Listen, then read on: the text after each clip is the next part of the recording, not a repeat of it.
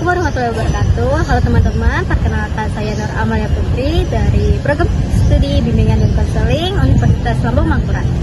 Di sini saya ingin mengajak teman-teman untuk kita saling mengedukasi teman-teman mahasiswa yang lain yang ada di Universitas Lambung Mangkurat mengenai antisocial personality disorder.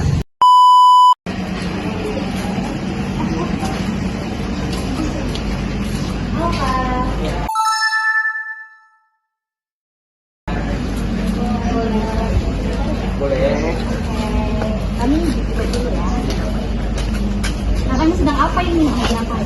Lagi santai aja sih, nunggu cerita, nunggu relasi. Jangan waktunya enggak? Enggak. Saya minta waktunya sekitar 5 atau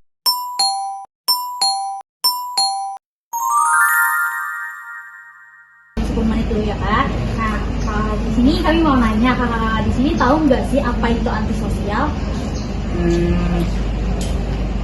Sedikit aja sih mungkin kayak gangguan gitu, kayak orang itu nggak mau berinteraksi, nggak mau berteman gitu loh. Oh, kalau kakaknya ada gak punya teman, kenalan atau saudara nih, teman dekat gitu yang memiliki sifat antisosial ini? Kalau aku sendiri sih, ini masih dibilang sosial nggak ya, kayak untuk orang yang baru tuh ya nggak bisa, cuman kalau orang yang udah yang deket banget tuh baru bisa gitu. Oh, kayak sulit. Iya, sulit dekat aja. Iya, betul. Kalau kakaknya kan? Kalau aku sama aja sih, sama kayak temanku tadi itu. Tapi kayak yang emang dasar menutup itu nggak pernah. Nggak pernah ada sih, dan kebetulan sih. Nah, jadi di sini kami, atau lebih tepatnya kakaknya ini, pengertian dari antisosial.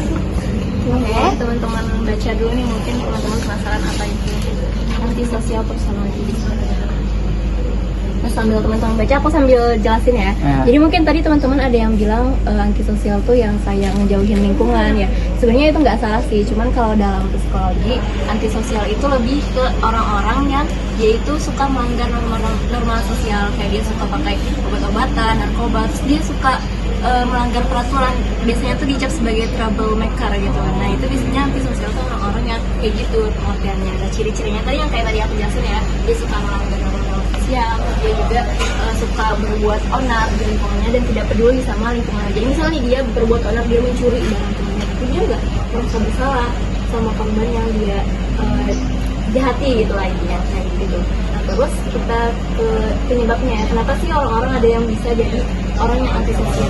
Itu karena memang genetik ya, ada yang karena memang genetik, ada juga yang karena dia lahir di lingkungan keluarga yang sering berbuat kekerasan sehingga muncullah anak yang antisosial gitu. Lalu yang terakhir juga karena dia trauma, mungkin dia pernah terkena pelecehan seksual atau dia pernah kena kekerasan sehingga muncullah antisosial itu. Lalu kayak gimana sih buat mengobati orang-orang yang seperti itu? Teman-teman ada yang tahu nggak, menurut teman-teman kayak gimana nih caranya? Kalau menurut saya pribadi mungkin bisa diatur dengan sekitarnya nggak sih, kayak mungkin dia punya teman yang bisa dicontoh lah ini supaya bisa lebih dekat, karena menurut saya teman dekat, teman itu sangat mempengaruhi pada karakter seseorang sih. Iya betul. Kalau menurut ada lagi yang punya pendapat? Setuju sih, cuma mungkin tambahannya juga dari keluarganya juga pasti harus mendukung penuh kayak gitu supaya dia bisa berubah jadi lebih baik lagi gitu. Karena kan kalau misalnya keluarganya sendiri aja nggak mendukung, walaupun temannya mendukung, biasanya tetap masih kurang maksimal gitu loh dukungan untuk dia bisa sembuh dari antisosial ini. Intinya dia tuh lebih good kayak support gitu.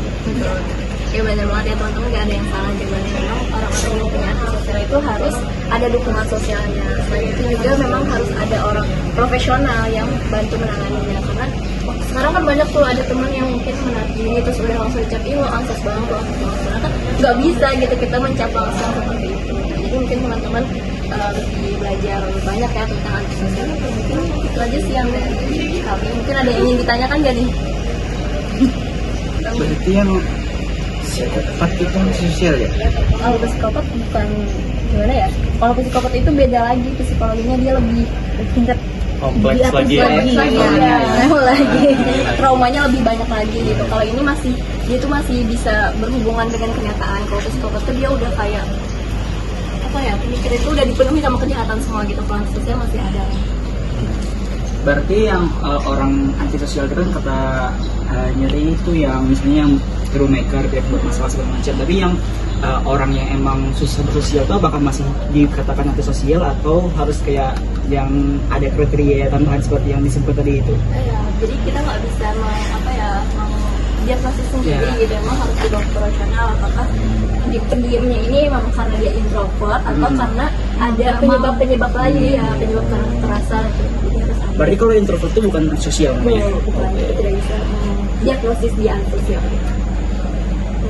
Udah? Cukup sih. Sudah jelas. Oke, terima kasih banyak waktu-waktunya Kak. Semoga bisa bermanfaat ya. Iya. Kak, assalamualaikum. Ya, Oke. Yeay. Next target.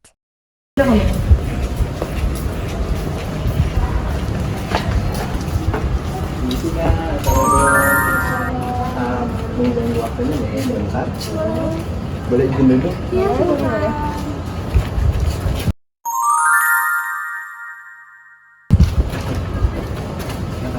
Jadi kami dari program studi bimbingan dan konseling ingin ada tugas dari mata kuliah psikologi abnormal untuk mengedukasi masyarakat lah mengenai apa sih itu abnormalitas. Jadi kami pada ini memilih untuk mengedukasi masyarakat mengenai antisocial personality disorder. Sebelumnya perkenalkan, nama saya Nadira Amalia dan teman saya. Perkenalkan, nama saya Muhammad Marani. Oke, sebelumnya itu juga boleh tahu nama kakak-kakak siapa gitu? Nama aku Nurhayati dari PGSD. Ini kakaknya mau mengajukan bagaimana? Dia tinggal minta tanda tangan aja buat Semangat, semoga lulus. sudah. Lulus. Insya Allah kami akan nyusul. Amin. Oke. Kakak tahu nggak sih apa itu? Orang yang perlu di lingkungan sosial itu lebih pasif gitu. Kalau Kurang lebih sama sih, mereka kayak kalau berada di lingkungan orang yang banyak gitu ya, mungkin kayak merasa tidak nyaman gitu, dan mungkin merasa terganggu juga gitu. biasanya apakah kakak punya pengalaman atau punya teman yang mengarah ke antisosial? Mereka bukan, kalau yang teman-teman sekeliling aku ya gitu, tapi mereka bukan orang antisosial, cuman nggak pede aja di depan orang banyak sih. Oke, sebenarnya apa yang kakak sampaikan tadi sudah merujuk nih. Jadi sepertinya sudah paham apa itu antisosial. Kalau yang tadi kan antisosial tadi cuma ada yang kurang nih kak.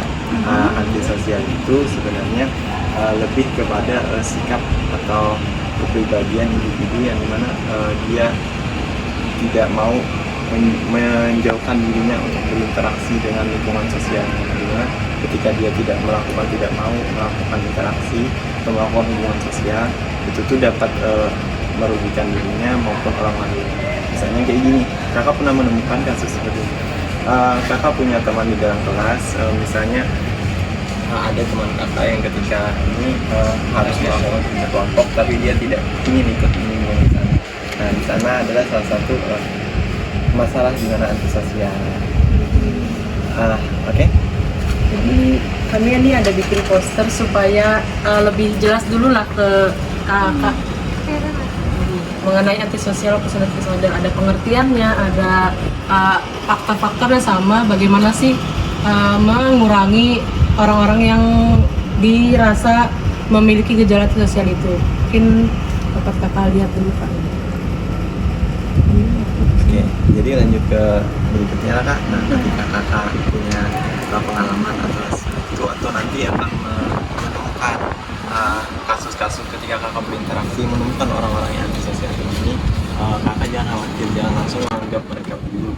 Tapi sebenarnya orang-orang itu orang-orang yang perlu bantuan kita, karena sebenarnya mereka agak berbeda dengan kita, yang sebenarnya kita bisa mengerti orang lain dan orang lain mengerti kita, tapi di sini sebenarnya mereka tidak dapat mengerti kita.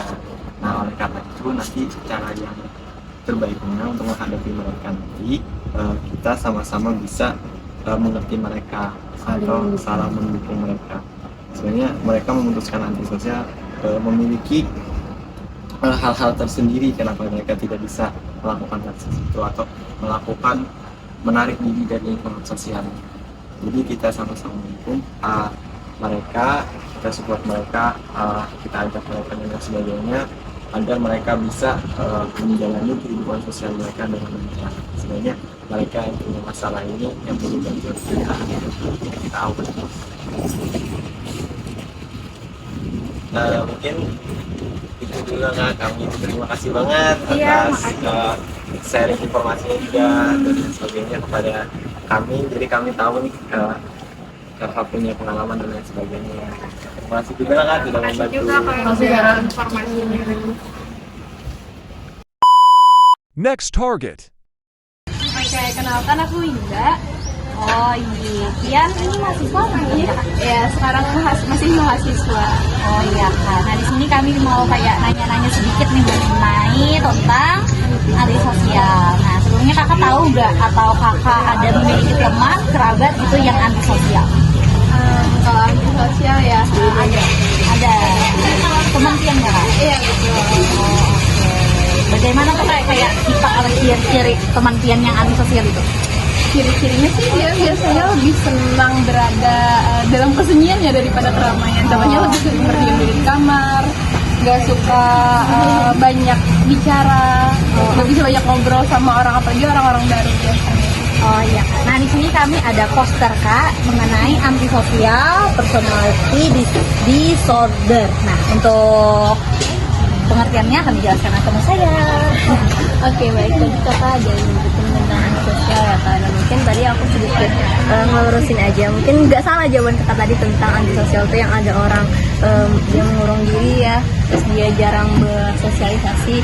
Nah itu salah satu ciri dari antisosial kan. Tapi dalam psikologi antisosial itu dia lebih ke orang yang sering melanggar norma sosial. Dia kayak misalkan menggunakan narkoba atau dia sering berbuat kayak mencuri. Intinya tuh troublemaker lah biasanya sebutnya orang yang antisosial itu seperti itu.